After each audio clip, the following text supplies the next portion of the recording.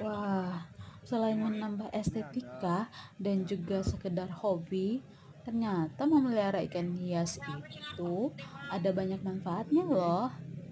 Menurut berbagai penelitian, melihat ikan yang berenang dengan anggun dalam akuarium mampu menurunkan tingkat stres dan kecemasan, serta meningkatkan rasa sejahtera.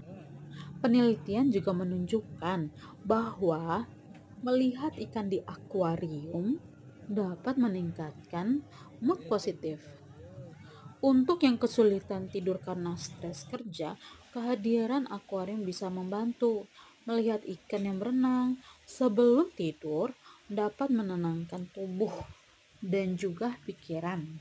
Akuarium juga dapat menjadi alat bantu fokus yang sangat luar biasa. Nah, setelah mendengar manfaatnya, kalian ada yang tertarik nggak untuk memelihara ikan hias?